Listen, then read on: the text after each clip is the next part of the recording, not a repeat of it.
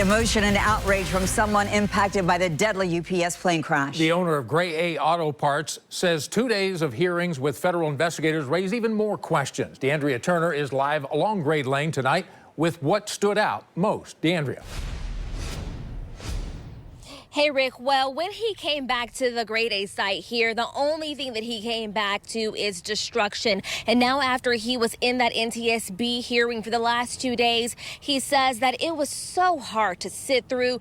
And some of the things that he speculated came out and said that it was true. He believes that they were not protecting people and it was profit over people.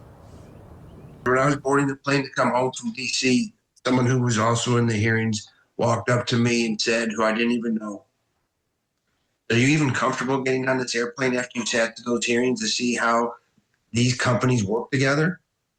So there's a real risk to the public safety here. He boarded a plane carrying more than just a suitcase. Sean Garber carried grief and questions. He's the CEO of Grade A Auto, ground zero for the November 4th UPS plane crash that killed 15 people. Many of them were his employees and customers. And for 2 days, he sat in the nation's capital, listening as NTSB questioned the FAA, Boeing, and UPS. One of the most jarring revelations, he says, was since the crash, UPS says it found 3 other pylon fractures elsewhere in its fleet of MD-11 aircraft.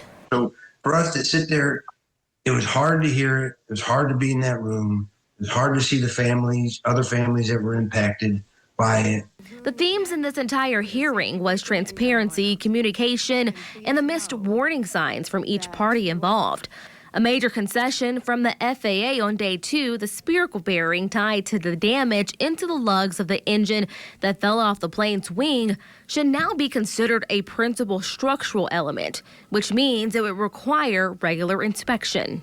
Why did they not do certain things that would have ensured the safety of their employees and of the people on the safety of the people on the ground? They chose not to make those decisions at the risk causing harm, and that's exactly what happened. Garber is also part of several lawsuits filed against the parties involved, with Whiteford Law and Peterson Law representing them. We must hold them accountable punitively to discourage this type of conduct from happening again.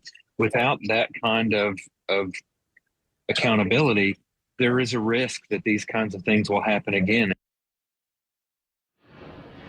And the lawyers in this say they will use what they came out of the NTSB hearing in court. And the NTSB also says they will use what come out of this hearing to determine probable cause and make safety recommendations. However, the agency does not determine legal blame. For now on Great Lane, DeAndrea Turner, WLKY News.